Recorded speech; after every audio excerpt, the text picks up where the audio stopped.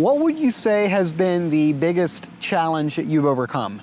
I will say the jump from like solo operator just to like project manager, because I'm still not out of the field. I don't have someone in place that can run a project like I can. Now, I don't have to be on the project 24/7. My guys can work, but I need to be there in stages of the day. What I've overcome is just like being able to scale to the size we're at now, past like where a lot of people get caught up at in like the smaller single crew style company.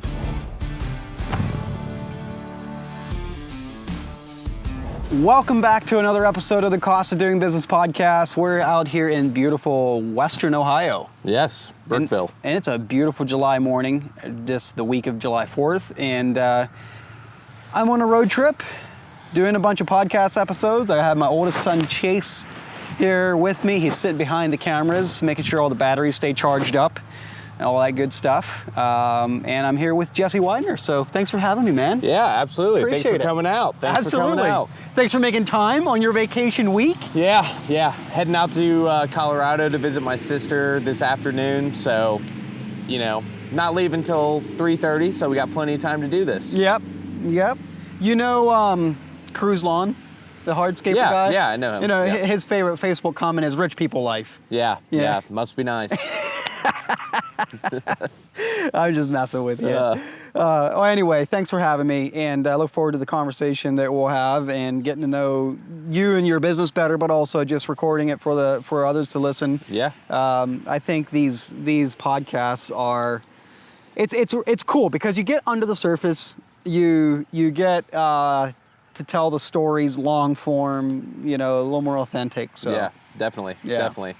Well, happy to get into it. All right, so give everybody that's listening a bit of an intro to you and your business, what your team size looks like, what your business looks like, what kind of services you do. Like, give everybody kind of a picture of what your business looks like. Well, I'll just do currently.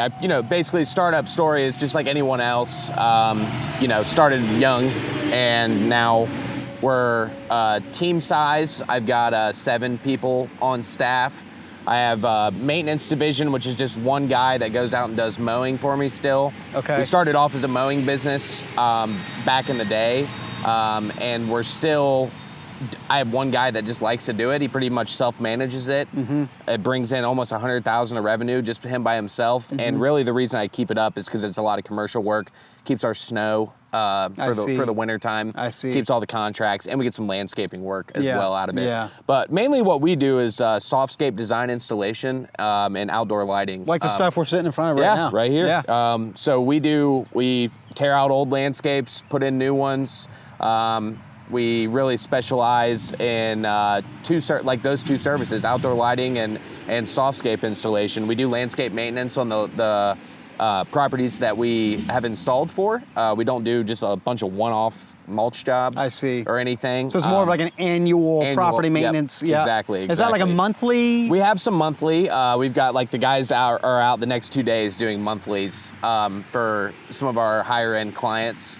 But they are kind of, most of them are quarterly or just spring and fall. Okay. But the monthly ones, like, we'll pull the weeds, deadhead the perennial, all of that kind of stuff.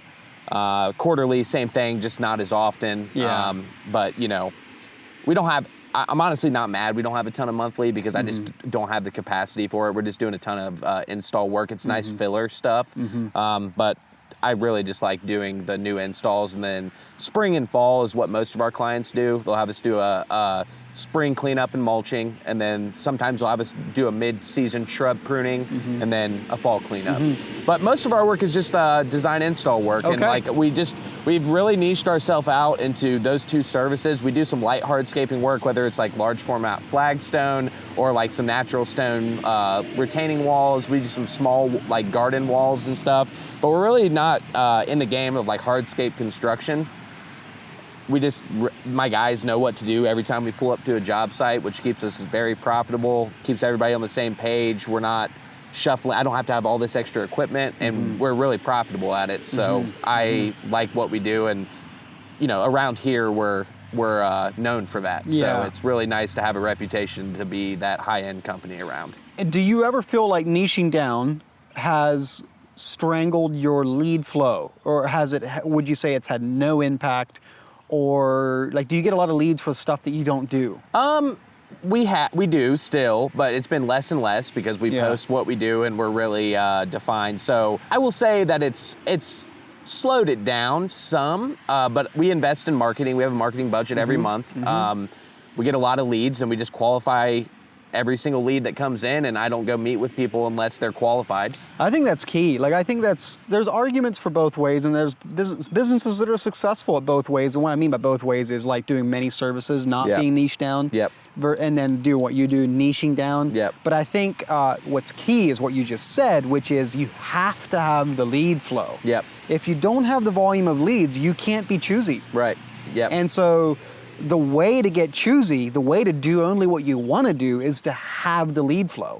If you have that, that solves a lot of problems. Yeah, and I mean, right now, it's the week of the 4th of July, and we're booked out until middle of August right now with design install work. And I have 9 on-site consultations scheduled for when I get back from vacation. So the leads are coming in, and we're able to be choosy about what we do. A lot of people around here want to work with us. We're one of the highest reviewed companies in the area. You know, over 100 5-star reviews. So that helps our cause. Yeah, for sure. And we demand a higher price, and I always am very upfront about that we are going to be towards the higher end of cost and around, but I believe we bring the value to back it up.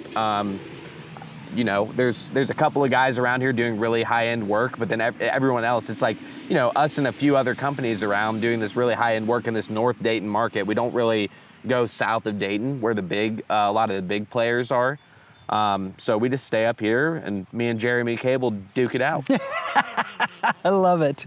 I did a podcast with Jeremy the summer of 2022, I think it was. So yeah, how far is he from you? 20 minutes. Oh, that's amazing. No, but like we really don't compete on like hardly any jobs. That's funny. He's like, and I actually bring them out. Like we're good friends, and like I bring them out on a lot of like stuff that's over my head because we're so niche. We need a patio done. I've had him do front walkways.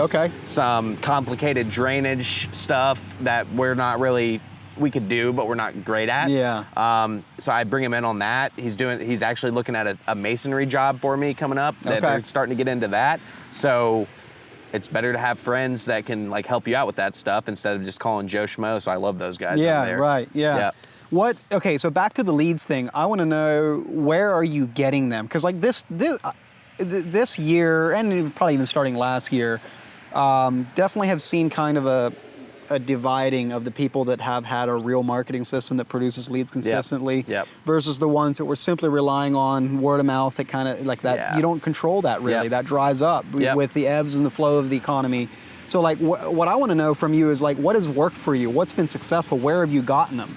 So one thing that I will say is word of mouth leads will always be your best leads. Yeah, for sure. They're always the best. Our best jobs come from word of mouth, and we will close them over 80% of the time. Wow. So when they're referred, because they know what kind of, they always ask someone, what did you pay for this? So they already kind of know. Yeah, they're vetted, so all we have to essentially. we have to deliver, but they're an easier close. So word of mouth is still the best. Our reputation on Google being the highest rated company around, that definitely brings in leads. And we have a great website done by Brandon Bull. They did our website, and that kind of brings people in on the submission form. So that's all of our stuff that we're not paying for. But I have a marketing company out of Georgia that runs our ads. We're spending around $4,000 per month on marketing, which is a hefty amount for sure. But the ROI is really good on it, and they're running Meta ads for us, and they're running Google ads for us, and we get anywhere from 3 to 5 leads per day, and I would say we get like 5 qualified leads per week. Okay, so 1 a day. So about 20-ish%, 20 to 30% of the leads that you actually get from these paid sources actually turn into what you consider to be a qualified lead, and then you close what percentage of those qualified leads? we've been tracking, and I've been getting the data from this. It's not, I don't have a hard number yet, because we've been with these people. This is our second full year being with them, and honestly, like the first year was kind of rough. But they've built takes time to figure this stuff out. It does take time to figure it out. And that's what people need to remember. And I've given him a chance to like really do well, and it's starting to produce. Like lately, like I've been closing probably 50%. Okay, so which is really good. So one a week, one a day, qualified. Yep. Closing about 50%. And what's your average ticket? Like so our average ticket, like per job, is 10 to 25,000. Yeah. So that's pretty good. Right in that. That's really nice. And like I mean, I closed a $65,000 job, and we've completed it from our marketing firm. Wow. 65,000. I mean, and that pays for, like, the profit on that almost pays for the marketing for, like, half of the year. Yeah. So, but the way I look at it is, with the way the economy is going, I'm willing to spend the money and keep on this, even though like some months are like, but you just have to make sure that your marketing firm isn't just like schmoozing you. And like, I'm pretty on top of these people that are like, I'm like, hey, like what, I need actual data here.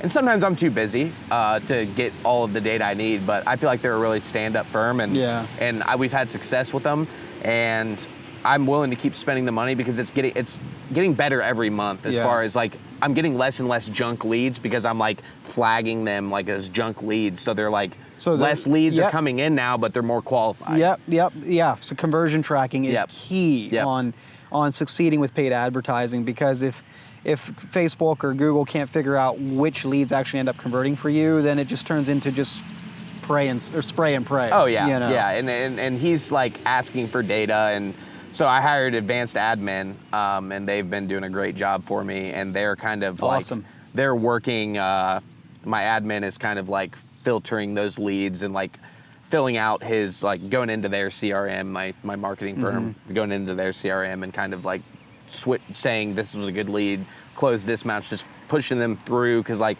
I didn't have time to always do that. So she's like really giving them accurate, on-time data. Yep.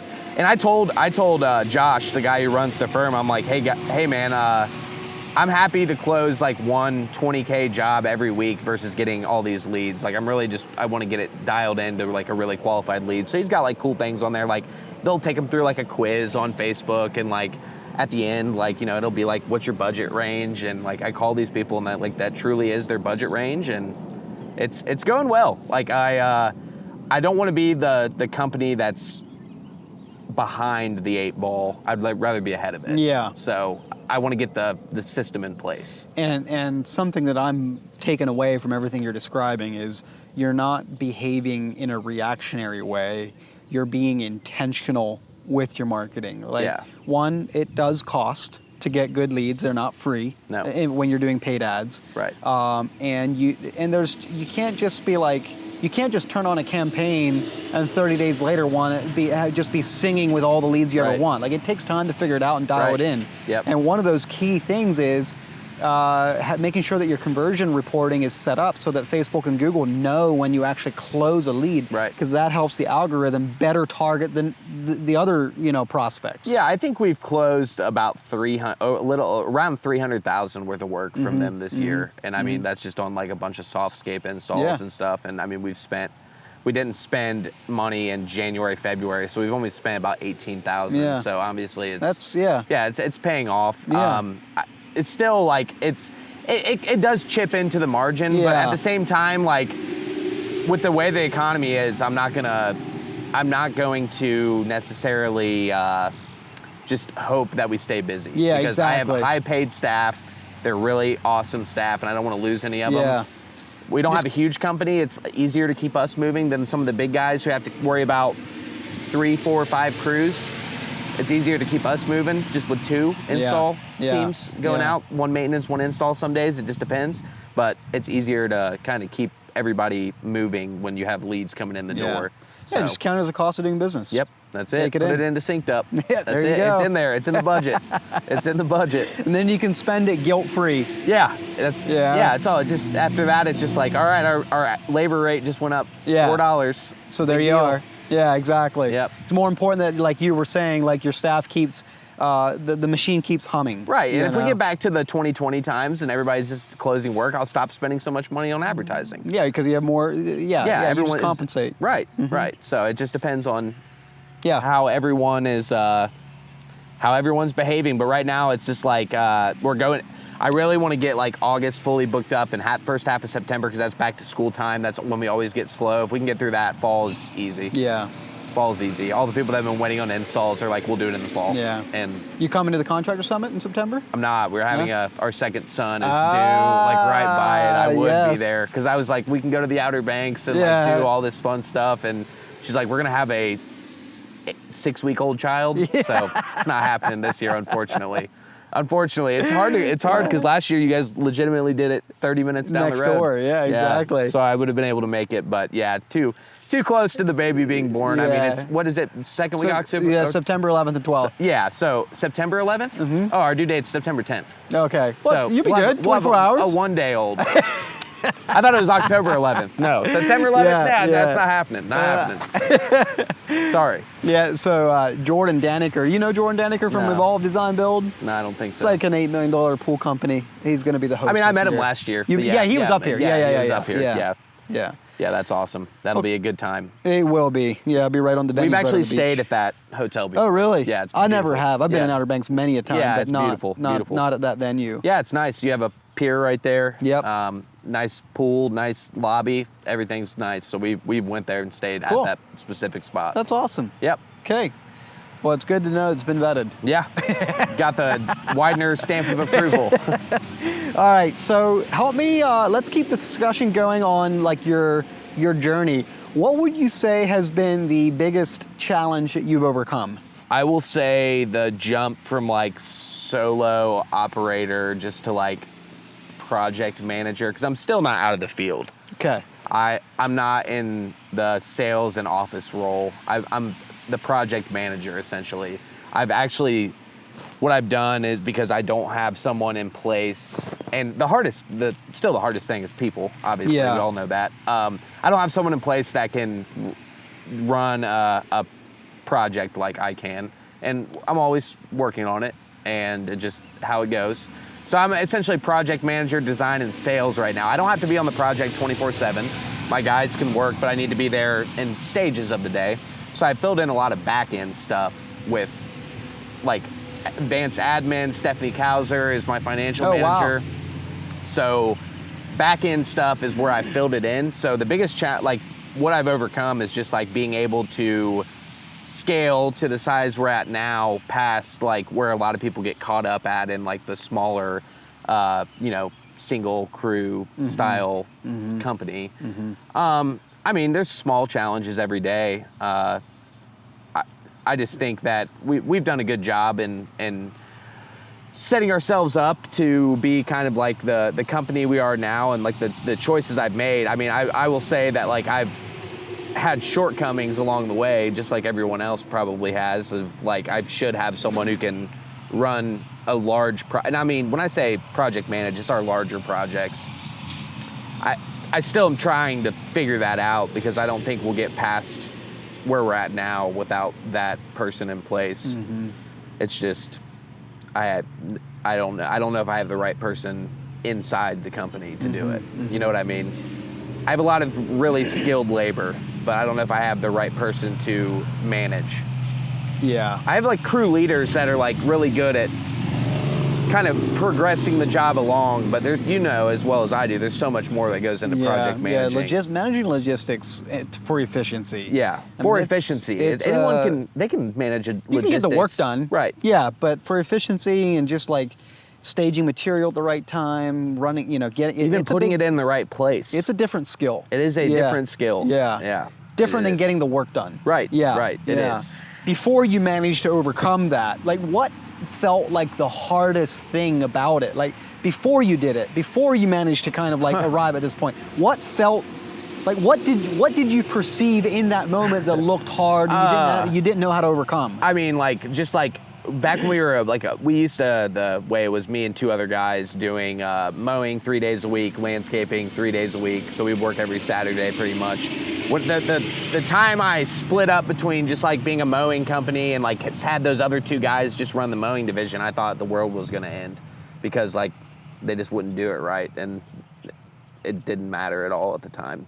So just letting go of like the control, you know, all of us business owners. How'd you do that? I just did it, and I didn't get any complaints. So like it was just like, obviously everything's going well. Going from that, another thing that was challenging was just like figuring out how to price work at the beginning, because I just had we were figuring everything out. So and this can segue into SynkedUP. Yeah. Like it's just trying to figure out how to price work was tough. We were always profitable at the end of the year, but job to job, you'd never know. So that was a challenge as well, just because I know we were getting killed on some projects, and like other ones we were knocking it out of the park. So it just.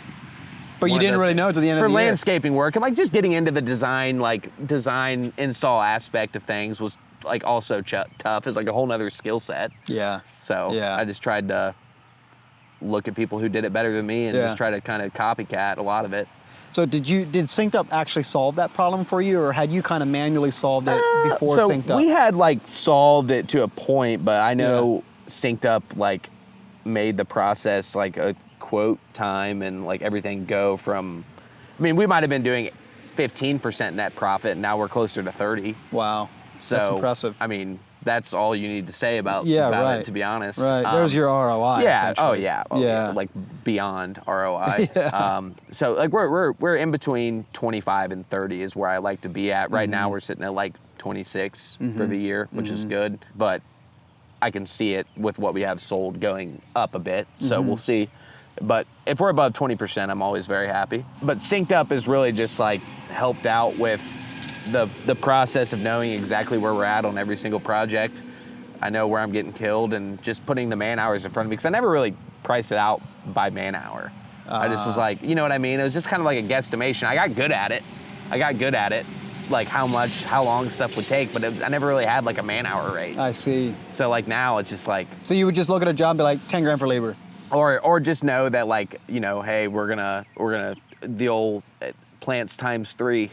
Like, just like to install like a certain plant, like, you know what I mean? Like, I'll just be like, I'll just mark this up triple, and that'll cover our labor to install that single shrub. And like, we were still charging a lot, but like not as much as we do now. I started to look at like, oh man, this like 4-yard mulch job's gonna cost these people $1,700. Like, I used to charge like 12. You know, or 1,000. Well, that's what happens is once you do figure out your actual cost of doing business and your hourly rate that you have to be profitable, what ends up happening is you realize that, you know what, I might not be able to do that for Mrs. Jones anymore. Yeah. Or you might, but sure, it'll be $1,700 instead of. We had some growing pains with that. Like we lost a lot of our clients but we also just like got into a new echelon of clients at the same time. So it was a good thing we were like leveling up our install work and our back end at the same time. So it kind of went into like a nice flow. But SynkedUP took us, like when I signed up for SynkedUP a couple years ago, I think we had done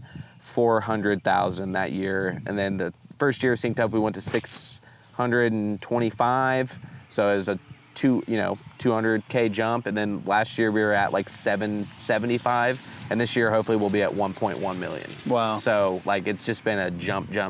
It's amazing. And we've hired like, you know, a guy along the way, We're not growing by like multiple crews or anything like that. So it's been more of an efficiency and pricing play than it has been a production play. It's growing within the margins is what I always say. Yeah. That's how we're growing. Because I don't know if I have the aspects of, or like the ambitions to grow like a huge company. Sure. I like the size we're at and just being like really niche. I mean, do 1.1 million and do even 20% net profit, like you're gonna be just fine. Just fine. Yeah. And I just don't have the ambitions to like grow some huge conglomerate. Sure. At the moment, at least. It could always change. Sure. Yeah, exactly. Your goals do end up evolving. That's normal. But I wanted to ask you, like, okay, back to this thing of you kind of making the leap from solopreneur to actually like having a crew and a bit of an infrastructure underneath you, it feels so hard Oh, man. when you're in that moment. So what would you say to someone that's there now in that solopreneur phase and like wondering, how do I get over the hump of where my fingers don't touch everything? The way I did it is these guys worked with me on a crew for so long that like I just had to like trust that they would do it. It's just a matter, it's like a leap of faith, basically, jumping off the edge of the cliff. It's a hard thing to do. I don't know. It's been so long. It's 6 years ago probably that I did that. It's not like top of like, I'm dealing with obviously different problems now. Yeah, but for it's sure. just Yeah, like, you solve one problem. You have to get the right hand man is like what I would say. You got to find your good right hand man, and once you find him, it's easier for him. Like, you always have to be trying for, when I get a new guy in, the low man on the totem pole trains that new guy. They've got to learn the basic stuff first. So each person you hire needs to be replacing so say you have you and a right-hand man. Well, if you go from you and a right-hand man to a right-hand man and you and a guy, well, the right-hand man needs to train the guy on some of the things that he used to do so he can take that over. So you're constantly replacing that person, and then like the next person's moving up. So that's how we do it here. It's just like, we get a new guy in, well, and I always say like they're landscape apprentices. We don't just have grunt men around here. You know, everyone's gonna end up doing everything. Like, I don't wanna just have like these guys are the grunt men and these guys do all the complicated stuff. Yeah. Because if someone's not there, what do we do? Yeah. So it's just a matter of like training slowly, and you just have to build and train constantly. Yeah. Constantly training. Honestly, like, and you can expect mistakes. Not everything's gonna go perfect, and no one's gonna do it as good as you do it, but it's not feasible to just do everything yourself. Yeah. It'll never work. Yeah, exactly. Well, it will, but you'll just never get, you'll get to, there's just a pros and cons list with that, you know? Yeah, the body will break down. Yeah. That's what was happening to me. Like, I was like, I'm 21 and have a back that's like 50. So now I have a bunch of guys helping me and some cool equipment to make the job easier. There you go. Yeah. Have you managed to justify a tilt rotator to plant annuals? No, I do have a tilt rotator. Oh, okay. But for boxwood hedges, not annuals. The annuals we use like a little auger with a drill. Yeah. I was kind of kidding. But that's legitimately hilarious. I have an E20, like a really small Encon, or really small Bobcat with an Encon on it, and we like, that thing is a weapon. Drainage, boxwood hedges, demo, setting natural stone chunks. I have a CMP grapple for it. Yeah. It can lift like, 300-pound boulders. That's awesome. Plop them in. I mean, like, it's the most efficient machine I've ever had. Yeah. So yes, tilt rotator is here. All my years with Tussey Landscaping, we never had one, and then Ben, who took my crew over at Tussey, like 2 years ago, they got one, an Encon, and now Ben's crew is like, you take that thing away from me, I'm going to work somewhere else. Oh yeah, and that's how my guys would be. They would, they'd be like, "What? We're setting natural stone with forks in a mini skid again? No way!" Like, because we just had like, do like the pry bar thing to get it in a minute. And now I just grab it and just, let me rotate it around, let me flip it over. Yeah. Like, we do a lot of natural stone accent corner walls, and sure, it used to take us half of a day, me and another guy. I mean, like, I can do it by myself with the Encon in like 45 minutes now. Yeah. Just it's insane. awesome. It's insane It's how awesome. fast it is. And that just frees you up more time to go do more jobs. Yeah, and that's what I mean by growing in the margins, getting more efficient. Like, we have a new dump truck coming in because one of our biggest bottlenecks right now is like material can't go out and come back in fast enough. Like, we're always like, there's too much. We have so much efficiency on the job site.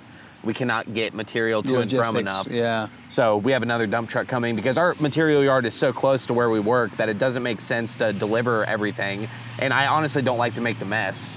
We just scoop out of the trucks or however, or load straight into the trucks. But still, you got to be, as soon as something's going in, something's coming out, or we show up to the job site, we have 3 ways to bring stuff in now to a job site. So we have like equipment on one, then we can have like the topsoil or stone already in. So and Stephanie was like, you probably need to spend some money this year. So I was like, all right, I'll go truck shopping. That's the command that every landscaper likes to hear. Yeah. I was like, well, what will I buy? So yeah, we don't really need, I'd like to have a 1550, but we don't really have any equipment needs at the moment. Sure. So truck need was next. So what's been the best advice you've been given? I will go back to, I was at a conference, and I don't remember who said this. I think maybe Sam Gimbel. We're not doing this for free, and profit is the most important. I am so like into landscaping, and I used to overproduce like you would not believe. Like we would just overproduce. And now it's all about like we're hitting man hours, and that's what makes a job successful. We're doing what we sold. Yes, and that's what makes a job successful. Is not we are not overproducing. We are selling the project and we are installing as. And I mean, like, you know, if there's something that, like, if they want to do an add-on or something like that, but the profit is the most important thing. Yeah, I definitely. And like, I mean, like, as like the artist in me, like the designer, like, I want to just like, oh, this will be so cool. Let's go get another one of these and like frame it in. Like, you just can't do that. Yeah, it's like profit means more to me because like my wife just stopped working to raise our children, and like at the end of the day, like that's the most important thing. Yeah. So if we're not making money, like, why are we doing this? But, you know, if the customer wants to pay for my ideas, then fine. Yeah, change order. Yeah. Upsell. Yeah, but we did used to have an overproduction problem. I know exactly what you mean. I was very guilty of that in the water features. You know, because I can imagine that would be terrible for me. Yeah, because I would get in, we'd sell a little pondless or whatever, and it'd be just like, oh man, I want to pick these boulders, not those boulders, and like, oh man, I'm gonna spend 3 hours to build this crazy awesome waterfall, and you know, or whatever. Like the artist in you runs wild. It does. You know. It does. And so you have to just learn that at the end of the day, I'm not saying stifle your creativity. I'm just saying at the end of the day, you're running a business. Yep. Well, I want to be creative in the design and sales process. Yeah, and if you want to, yes. And if you want to be creative, or if your ideas do go off like popcorn, well, hang on a sec, go sell it first. Yeah. Then do it. Yep. Yeah. Yep. That's how, and I've gotten better at that to where if I see something and I'm like, this would be really cool, I'll bring it to the client. How much does it cost? If they want to do it, great. If not, then no like problem. Maybe down the road. Yeah. But I'm like, it'll never be cheaper than when we have all this torn out. 100%. Because like it's only going to cost you an extra. It'll cost double. $1,800. But if us coming back to add to this wall or more natural stone here, it's going to be double. But I would just have like extra natural stone like sitting on here, and I'll just throw it in. I'm like, why am I doing that when I could just bring it back here and then take it to the next job, and it's already, you know, you've got to buy the pallet or however. Yeah. But yeah, I would just like throw it in, and like I just cannot do that, and like that was so hard of a lesson to like really like learn. But I think to the point now where we've been doing it long enough that I've learned the lesson. Yeah. Nothing is more important than that. Pain is a great teacher. Oh man. I'd be like, how did we not make money on this $40,000 job? And it's just hours. It's just all hours. Like if we hit hours on every project, you're profitable. Yep. That is it. Yep. It's not material. I mean, sure, we go over you can 5 yards of dirt. Like we need an extra 5. Like with what we do, it's a lot easier to not go over on materials. Hardscape guys, I can't speak to because it's like, how do you estimate some of that stuff? I'm ignorant to it, so I don't know. But for what we do, like sure, we go over. We need 5 extra yards of dirt. Big deal. It's 5 yards of dirt. So like $200 or whatever. You know. Yeah. Exactly. Yeah. But if we go over on man hours, it's like. That happens quick. You know, if you have 4 guys on site in in 30 minutes, you're over. Yeah. You're over that same equivalent $200. Yeah. You know. Yeah. Exactly. Yeah. And I've gotten to the point now where we stock ice here. I have water here. I basically have a Home Depot. I've got PVC pipe, all my connectors. Everything is here. We still run it out of my house, looking for commercial land. If anyone around has some, give me a call.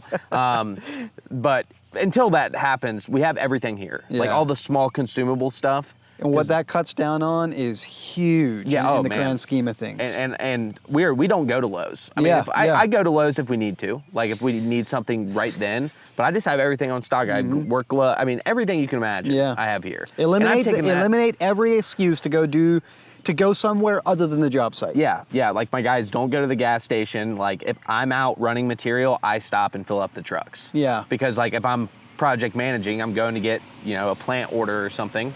I'll just stop and fill them up. Rather than when you have 4 guys in the truck. One guy goes and like when he's going to get material, he fills up the truck. Yeah. It's not 4 guys ever stopping. Exactly. Unless it is a dire need. And then it's just like, you got to eat that sometimes. But like, we don't do it. Yeah. And just like getting that through and like us growing as a company, teaching these guys of how we're doing things now has been kind of tough. Yeah. But they understand because like I break down the numbers for them and I'll literally pull up a SynkedUP quote and be like, here's how we did on this job. Where did we lose these hours? And they will just like see, I'm like, this affects like your pay, bonuses, all this stuff. So I'm really trying to get them bought in, and I think it's starting to finally click. Yeah. Like, hey, we have 95 man hours to get this done. That means we need to be out here by tomorrow at 2. I'm a big fan of just showing your team, even the new guys. Oh, yeah. Because their assumptions about, well, if you don't, they'll never realize the cost of stopping at Sheetz or so. Yeah, they just think it's just like, oh, we're just going to stop at the gas station. Doesn't mean anything. Yeah, exactly. If you go back to when you started, day one, what is one thing you would do differently than what you actually did? I would have gotten SynkedUP right away. I mean, seriously, like that. What about all the people that say it's too expensive? I don't have the revenue. I don't know. It would have paid. It would have paid for itself. With even my first year doing 50 grand, it would have paid for itself because I would have done 70 because I would have known. You're just flying blind, man. You're just flying blind. So that would have been definitely something I would have done. Is got a SynkedUP budgeting software. Something I had when I started and like. Perfectly fine for a CRM mowing software, but it still doesn't budget anything. Yeah, doesn't help you set your pricing. Doesn't help you it's set more your operations pricing. And scheduling. Yeah. Right, and it was really good at that. Yeah, but it did not. I mean, as a more of a design company, it's just like you need the budgeting software. So and job costing too. And my admin's doing my job costing now, which is awesome. Amazing. So I'm doing way more job costing than I was like. Some of the smaller jobs I would just not even job cost because it's just like I don't have time for that. I would just check hours and like. But now she's doing all of it, so I just get there's the reports. Key. Figure out how to get it done without you be the one doing it. Yeah, and that's like I said, if I'm gonna be in the project manager / design sales role, I need to have people on the back end. Yeah. So advanced administration's awesome. Yeah. Stephanie's been awesome for doing my financials. Like that's the stuff I'm hiring out. My marketing and that's team. genius because the principle is like, as an entrepreneur, business owner, you're not gonna grow into pain. Yeah. When you encounter enough of pain, you're going to stop. And what I mean by that is like the way you were, say, quote, not job costing the smaller jobs. Well, because it was a pain. Like, you didn't have the time. So figure out the process. Who's going to do it other than you. And then it gets done. And then you get all the benefit. Oh, I get all the reports. She'll just email me the job costing report, and I'll be like, okay, awesome. Yeah. And I mean, all the guys have to do is enter in the dang materials on the list, and like they're like, I really legitimately have to enter. I'm like, yep, you do. Take time. You're getting paid to do this. Do it. Like you're on the drive home right now. You're not even driving. Do it. Yeah, exactly. Yeah. That's a key point for anybody listening is the foreman or whoever's doing the data entry, do it on the truck ride home. Yep. There's no need to do it on the job site. There's no need to sit back at the shop here doing it. No, we got 15 minutes, drive home, get on your phone and do it. I'm driving right now. Like I'll drive, you do it. And at Tussie, we kind of had the thing where the foreman was like kind of not allowed to drive home. Yeah. Because he or she had to do that. Yep. As opposed and to all my guys can drive. There's one guy that doesn't drive just because he doesn't. But everybody else drives, so anyone can drive, and the other guy can fill out the job costing report. Yeah, exactly. Especially on like the jobs that I'm not even a part of. Because like I still have to do design presentations and stuff. Like small, like $10,000 install, those guys can handle. Yeah. No big deal. Yeah. It's the bigger ones that I'm on more on. So I try to stagger it. So then I have like a week where it's like, all right, we have three jobs, 3 smaller ones, and then I have a week to like design quote, meet with clients, sell. Yeah. Right. Yeah. So another thing that's like built up is I started using Dynascape to sell like 2D CAD designs. So upped our design presentations, doing a lot of in-person meetings. That's helped me sell a lot of work too, because we're just coming with a more professional plan. And then you put the SynkedUP quote in front of them. They can see how it's professionally laid out. Yeah. I got my Chat GPT job description in there. There you go. That's my other friend there, Chat GPT. Yeah. I mean, like it's all like just like justifying the price essentially. Yeah. Yes. So. Well, you want to sell a high-end product, you show up high-end. Yes. Yep. Put a professional presence on. Yep. Awesome, man. Where can people find you? Instagram at Weidner Landscape. That's probably the best place to find me. So just give me a holler. Hit him up in the DMs. This guy's obviously got some experience under his belt. I love the points you shared were awesome. Thank you. Like, I mean, it's so interesting how, I don't know how many I've done these, close to 100 of these episodes, and it's so interesting how people at the same stage of business will say, yes, I learned the same lesson. You know, so if you're just getting started or you're still in the solopreneur phase, listen. Like these things they're not just hearsay. They're actually, they mean something. I would have loved to told myself to listen more back when I started, and I would have got here a lot faster. And I still have a lot of listening to do if I want to go. Well, yeah, any for the further. next stage. Yeah, you never stop listening. That's the thing. It's a muscle. Yeah. Like it's a muscle you exercise. Like this habit of listening or like being in a mindset of I'm always learning, I'm always growing, I'm always solving a problem. Yep. Because the moment you solve a problem, the very next problem appears. Yeah. I think the it's sooner you learn to like accept that you know nothing about anything and you just listen to people smarter than you. I legitimately was so stubborn back in the day and thought I had it all figured out. Now I'm like, I am just figuring it out day by day, man. The Dunning-Kruger effect, you know what that is? No, I don't. No, it's like the thing where the less you know, the more confident you are. Yeah. And then suddenly when you realize how little you know, you're super low confidence. I hit that point. Yeah, I did hit that point. So now I'm just like, I know there's other people around me that have done this, and I just reach out and ask, and you know, people that I can help at the stage behind me, yep.